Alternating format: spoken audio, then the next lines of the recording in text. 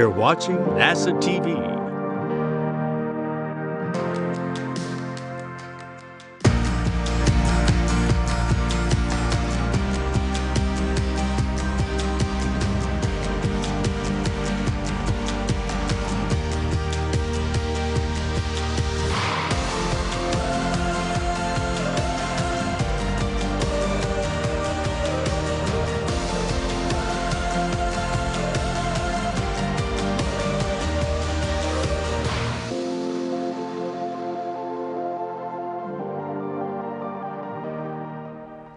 Good morning from NASA's Johnson Space Center in Houston. We are thrilled to be joined today by NASA astronaut Mark Vande Hei, who returned to Earth last Wednesday, March 30th, after a record-setting 355-day mission to the International Space Station, the longest spaceflight ever by an American astronaut.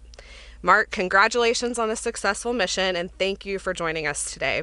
It has been wonderful to watch you performing important science on board the station for the past year, but it's also great to have you home. Now I'll hand it over to Mark for remarks, and then we'll take questions. Media on the phone, please press *1 to ask a question and *2 to withdraw a question if it's already been asked. You can also ask questions on social media using the hashtag #AskNASA. Mark? Thanks, Megan, and thanks to everybody for joining us here today. As Megan mentioned, it was a 355-day mission. I keep hearing about this being a record-setting mission, but I really want to deflect that as a record, not my own personal record so much as a record for the whole team, because this type of long-duration flight is something we need to do to help further our ability to explore further and further away from our home planet Earth. We had 60 to 100 experiments going on at any given moment on the space station. Some of those we didn't have to interact with other than making sure the facility was working properly. Other ones we got to interact with directly. One that comes to mind is celestial immunity, where we were able to take cells donated from younger adults and older adults and inoculate them to see how our immune systems react to the rigors of spaceflight. So that's, again, one example of many, many more types of science we were doing on board. I really don't want to talk too long right now because I've always had more fun answering questions and talking to you about what you want to hear about rather than what I think you want to hear about. So let's get going. All right, let's do it. We'll take the first question from Marcia Dunn with the Associated Press. Welcome back, Mark. As NASA's new space endurance champ who saw tourists drop by the space station, I'd like your take on the upcoming Axiom mission, if I might. My understanding is the Axiom crew is going to have pretty much free reign on the U.S. side of the station. And what are your thoughts about that? Could that be intrusive, even dangerous, or maybe it's nice to have non-traditional visitors to break up the monotony, and maybe also a quick rundown on how you're feeling? So I feel very fortunate in retrospect, having had the experience of visiting non-governmental astronauts visiting the space station with our spaceflight participants from Russia as well as Japan. We anticipated that might be challenging, but in every case we were pleasantly surprised, and it was a joy to see people come on board and be thrilled about being up there with us. It quite honestly felt reinvigorating. It didn't feel challenging. Axiom will be a little different, not in being less enthusiastic, but I think they will be there living on the U.S. segment, and we haven't had that before. But we have had that many people working on the space station before for similar periods of time. So I think it's something that will work smoothly, and I expect it to work out to be just fine. And as far as how I'm feeling, it's wonderful to be back. There are some aches and pains that I did not have before that I'm getting lots of help in resolving. So I look forward to those getting resolved, but we're making steady progress in that direction. All right, great. We'll take the next question from Lauren Grush with The Verge. Hi, Mark. So good to have you back here on Earth with us. I'm sure a lot of us are curious what it was like as you all received the news of the invasion while on board the space station. Was it a topic of discussion among you and the crew and the other cosmonauts? And if so, how did you address what was happening on the ground? Thanks. Well, I think like all of us watching that news, it's heartbreaking, very sad. And there's a sense of powerless that goes along with it when you see people that are in need of help and you don't feel like there's anything you can do. It was, for me personally, it was not a topic I shied away from with my crewmates. They weren't very long discussions, but I did ask them how they were feeling and sometimes ask pointed questions. But our focus really was on our mission together. And speaking specifically about my relationship with my Russian crewmates, they were, are, and will continue to be very dear friends of mine. We supported each other throughout everything, and I never had any concerns about my ability to continue working with them. Very good professionals, technically competent, and wonderful human beings, so I will always be happy that I was able to be on the space station with them. All right, next question comes from Robert Perlman with Collect Space. Hi. You mentioned some new aches and pains, but can you compare your Soyuz landings? How different was it coming back to Earth after 168 days versus 355 days? And how much more difficult of an experience do you think it would be for someone to approach or surpass Valery Polyakov's record of 438 days today? Yeah, I think a lot of being able to be successful on the space station or any place remotely for that long is going to be how you deal with your own mental health. So that requires a lot of emphasis, and I felt better on this space flight, the longer one, than on the previous one because I really did put a lot of work into kind of the conversations I would have with myself, my own internal voice. So that helped a lot. As far as the differences between the two flights, I would say, the process coming home, for example, I didn't have as many responsibilities in the Russian spacecraft this time. Last time I was a co-pilot. This time I was in the same seat that might have been a tourist seat. So I had very little to do, which gave me a lot of time to look out the window and observe. And that was really a pleasant experience for me, getting to notice things that I hadn't noticed before. But also sometimes having had the experience of landing in that Russian spacecraft, you hit very hard when you hit the ground. This time, I think it was harder anticipating the impact than it was actually experiencing it. So and also we had, for some reason I don't understand yet, we did experience a higher G load as we were going through the atmosphere, getting slowed down by the atmosphere. So I certainly felt that as well, but it was all good. All right, next question comes from David Curley with Discovery Channel. Welcome home. I want to go back to your crewmates and the discussion of the invasion. Not so much them, but I know you get news reports, and boy, we were all talking about it down here with what was going on between Scott Kelly and the man who runs Roscosmos. Did any of that filter up to you? And can you tell us what you saw outside looking down on the reentry that was interesting on the second reentry? Thanks. Sure. Yeah, certainly I heard about that that Twitter back and forth between Scott Kelly and Rogozin. I never took any of, I just didn't spend a lot of emotional energy paying attention to it. I heard about it, I kind of laughed it off and moved on. The re-entry, interesting things about re-entry, kind of out of my peripheral vision, you see a lot of sparks as the spacecraft heats up and parts of the spacecraft ablate away. That's one of the ways the spacecraft is designed to get rid of all that energy, and so we don't experience the heat inside. This time, though, being able to focus outside, it looked like pretty big chunks of melted material going by, which I thought was pretty amazing. The other thing that really got my attention, looking completely out the window, was I hadn't realized before how much the spacecraft oscillates back and forth. So as I was seeing this beautiful view of the Earth, it looked like the Earth was swinging back and forth past the window. And I realized that if I kept looking out the window all the time, I was going to start feeling a little nauseous. So I looked inside and started focusing on the displays, and it made everything seem very, very stable because nothing in the spacecraft was oscillating back and forth. All right, let's go to Nicholas Notario with ABC 13. Hello and welcome back, Mark. I have going off of that last question, just curious to know, I talked to former astronaut Clayton Anderson. He said that when he was up there with the cosmonauts, he certainly would be having conversations with them about what was going on. And then knowing that you were landing in Kazakhstan, he probably would have been mapping out how far that was to Russia when he was coming down. So I was curious to know what conversations you may have had with them. And then also moving forward, there continues to be discussion about the future of ISS and what the sanctions could mean on the Russian program and possibly the ISS plummeting to the Earth. Just wondering what your thoughts are on the future of ISS, knowing that the war in Ukraine is still taking place.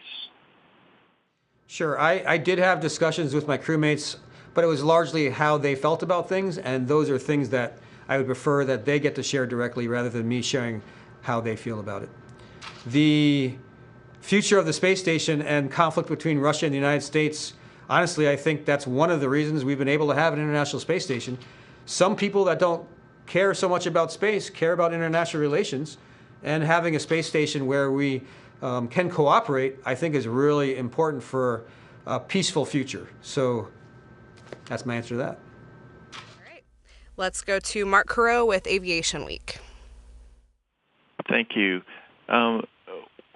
What's most satisfying about your experience in terms of contributions to future space exploration, and how maybe did this mission change your sense of how humanly feasible it would be to travel to Mars for a round trip?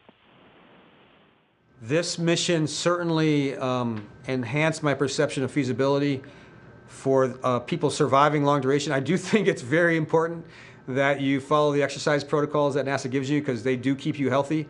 And I worked really, really hard at that, and it has helped me out a lot. I was able to walk on my own within, 8 hours after being, it was certainly wobbly, but 8 hours later, while we were getting refueled on the flight home, I was pretty functional. I'm still uncomfortable, but humans are very adaptable, and I think that bodes well.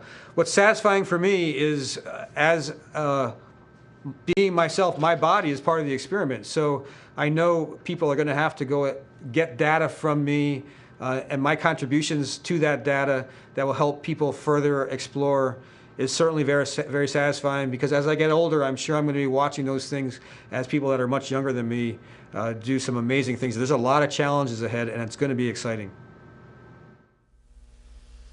Okay, let's take the next question from Rachel Crane with CNN. Thank you so much for doing this, Mark. I'm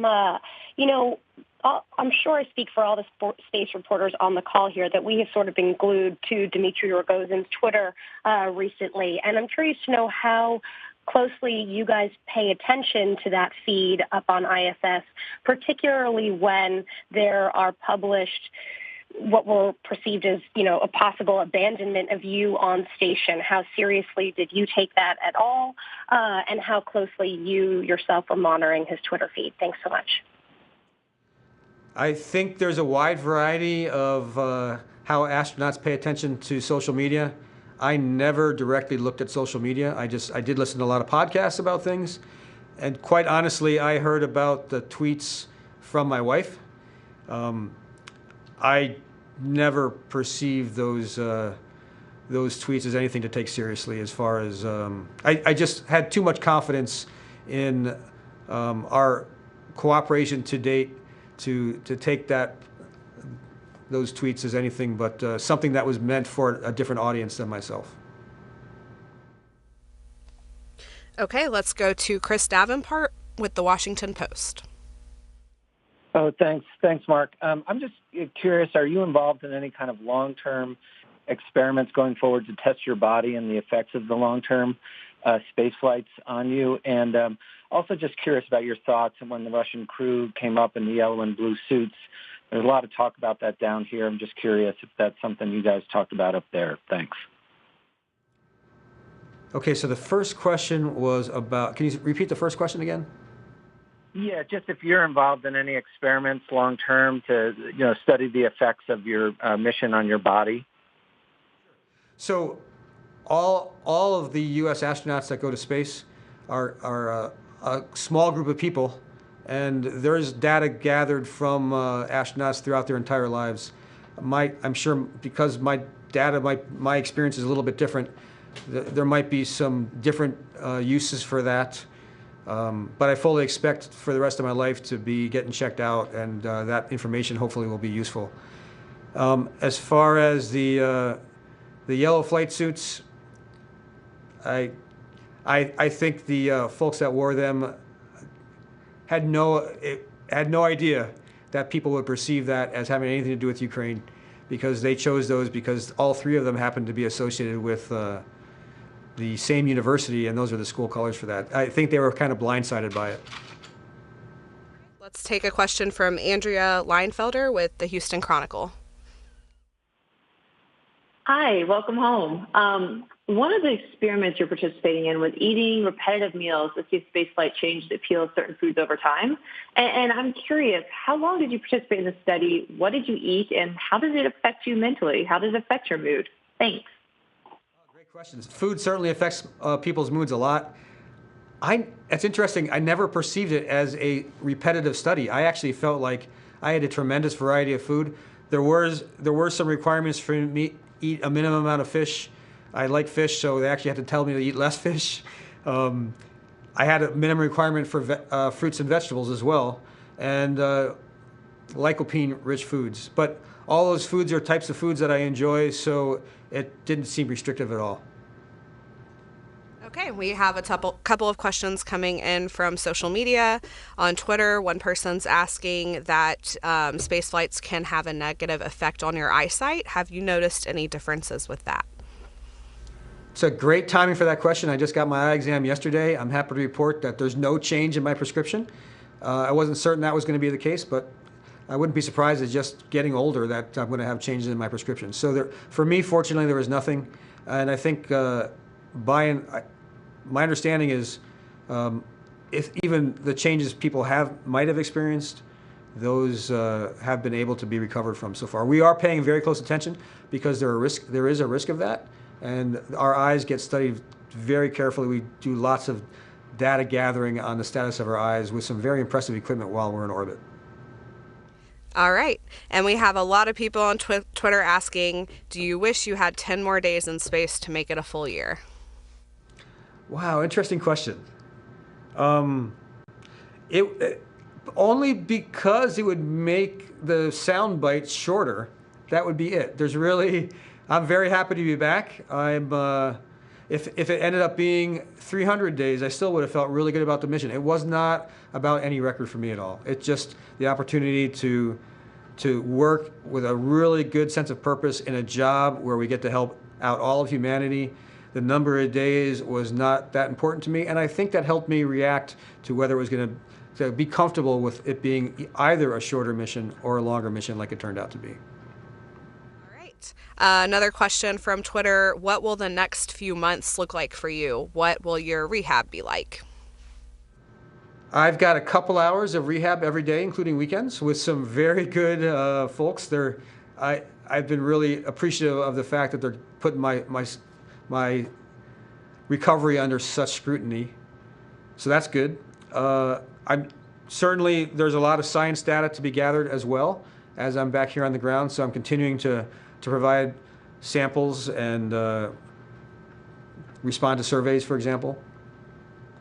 And other than that, I really haven't looked past the next couple of weeks, quite honestly. I typically am busy enough in one day that staying focused on that has been plenty. All right. Jennifer on Facebook asks, what is the biggest adjustment, physically or emotionally, when you first got to the space station and then also when you got home?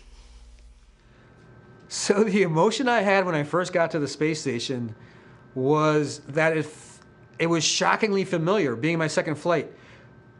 The space station, space station living is so different from being on Earth that once you're on Earth, it's really hard to connect with your experience on the space station. So when I got back there, it felt like I was getting this amazing opportunity to relive childhood memories, something that seemed so distant, but it was there and vivid in all the details. So that was a really interesting emotional experience. And then coming back to Earth, it's shocked me over the last couple of days because in anticipation of returning to Earth after being away for so long, I really thought that I was going to carry forward with me this unique perspective of appreciation for all things novel about being on the planet. But I'm adapting so quickly, it's becoming, I'm a little disappointed with how normal it feels. I kind of want it to seem more strange being back, but I'm shocked at how quickly it's becoming normal. All right.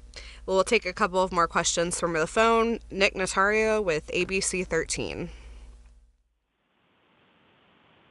Hey, Mark, question. How do you want your record-setting mission to be remembered? Do you want it to be remembered for showing how despite what was going on Earth with the conflict, that cooperation can still exist in space, or do you want it to be remembered for contributions for what could come with deep space exploration? And then a second question, now that you're back in Houston, which is known for its amazing food, what was the first thing you did or ate once you came back to the Houston area?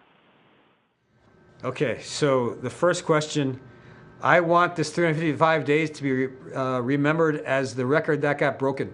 So I'm really looking forward to the next person doing something longer and us getting further and further away and exploring more. So I want this to be remembered as a stepping stone.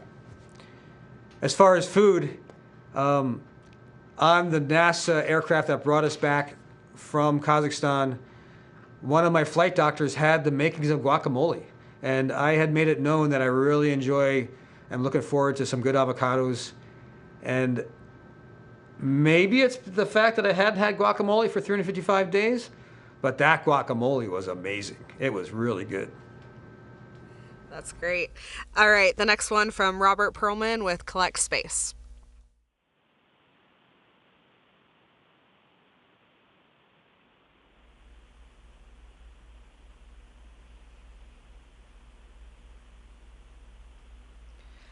Robert, we can't hear you if you're asking your question. Oh, sorry about that. Thank you. Given your experience and looking towards the future, what crew support systems or creature comforts that you had on ISS do you think need to be on board Gateway so that when crews go there, even for short stays, they don't just survive there but enjoy the experience? Easy answer, Windows. That sounds good. All right, next question from Marcia Smith with spacepolicyonline.com. Thanks so much. And my question is along those same lines. And thinking about going to Mars, and you said that your 355 days sort of gave you a new appreciation for what that would be like physically, but you also talked about the mental, being ready to do these things mentally. Could you talk about the psychological aspects of being away from your family and how you think that would feel if you were as far away from Mars and you had the time delay and the everything? What kind of advice would you give to the people who are planning how to psychologically support astronauts going as far away as Mars? Yeah, I think in a situation where you're going to Mars and you're looking back at the Earth and you would basically be trying to pick out what looks like a faintly blue star, that's going to be challenging for human beings. That is a long, long way away, distance-wise. So anything you can do to help people feel connected with those important relationships back on Earth is going to be really important. Videos that you can send, videos that you can receive. I think messaging is going to become more and more important because it'll get harder and harder to have. It's really hard to have a conversation with the type of delays that you'd be experiencing in Mars, at Mars. So, yeah, that'll be challenging, and I think we've been doing a wonderful job of identifying the challenges and coming up with solutions. So I expect that to be successful in the future too. Okay, let's go to David Curley with Discovery Channel. Thanks again, Mark. I asked this to Crew 4, and Christina Cook has talked a little bit about it. It's about space culture, and you talked a little bit about space station living. Can you describe what space culture, living with people in small surroundings and internationally as well, how is it different than being a regular old Earthling? So I think space culture changes with every group of people. I think it's probably to get a really good understanding of space culture is kind of like trying to get a really good understanding of the culture of a team that's trying to do some type of expedition like going to Mount Everest. It depends a lot on the personalities of the people that you're with. So I'm very happy to say that with all of my crews on orbit, the cultures were good. They were different, though. They were different ways to approach problems, different ways to resolve conflict. But in every case, everybody was very, very supportive of each other, and that was a crucial part of it. Being able to trust each other is an essential aspect of not just what I would call space culture, but any time you have a small group of people that's going to do something very challenging, isolated apart from a lot of other people. All right, we'll take a final question from Sophie Sanchez with Chicago Now. Hi, welcome back, Mark. Compared to your last flight, can you share what strengths you relied on most this flight? And since I'm assuming we'll see more long-term flights, what insights and takeaway do you have for new astronauts? Yeah, I was much better about carving out time most days, by and large most days, to meditate. And I think that really helped me be more aware of how I was reacting to things, and sometimes to just recognize that and decide to see things differently. And in general, for all of us, if we spend all day looking for the most negative things that are happening to us, it'll make our outlook on life pretty negative. And if we spend the spend a little extra time focusing on the things to be grateful about, we'll end up feeling pretty good about things. So for me, I think noticing the times that I was reacting in a negative way and recognizing that I didn't have to do that helped me get through and recognize that, wait a minute, this is pretty cool. Even though this might be frustrating at the moment, trying to find a bag that's buried behind things and taking longer than I expected for it to take, I was still doing a pretty cool job, and I was looking for bags behind a lot of other cargo in space. So it helped out. All right. Thank you so much, Mark, for taking all these questions today. And thank you, everyone, for joining us. That's all the time we have for today. But please continue to follow updates from the International Space Station at nasa.gov/station and on social media.